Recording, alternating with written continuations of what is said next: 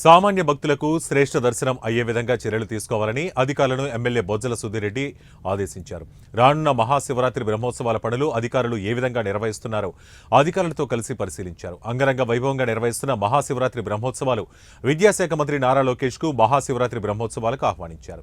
లోకేష్ పాదయాత్ర నేటికి 2 సంవత్సరాలు పూర్తి చేసుకుందని, తెలుగుదేశం పార్టీ అధికారంలో ఉందంటే దీనికి నారా లోకేష్ కష్టమేనని అన్నారు. పాదయాత్రలో ఆయన వేసిన ప్రతి అడుగు ఆనాడు ఆయన తెలుగుదేశం పార్టీకి దిశ నిర్దేశిస్తూ పార్టీ గెలుపుకై కృషి చేశారని, ఆయన కృషితో నేడు ఇన్ని సీట్లలో తెలుగుదేశం పార్టీ అధికారంలోకి వచ్చిందన్నారు.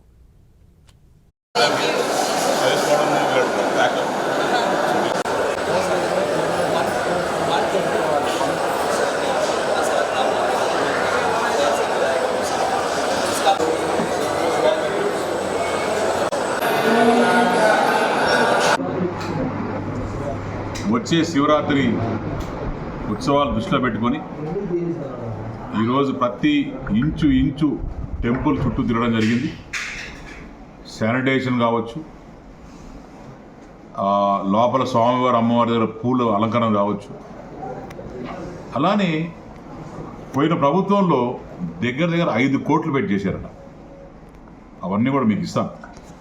5 కోట్లు పెట్టి చేసినప్పుడు బ్రహ్మాండంగా చేయొచ్చు. దాంట్లో దగ్గర 2 కోట్ల రూపాయలు తినేసి పాత ప్రభుత్వంలో మిగతా శానిటేషన్ తూతు మంత్రాలు చేసి 76 లక్షలు ఒక రోజుకి పూలు పెట్టి దాంట్లో 20 లక్షలు ఖర్చు పెట్టుకోకుండా మిగతా డబ్బులు తినేసి ఈ రకంగా ప్రారంభం చేశాం.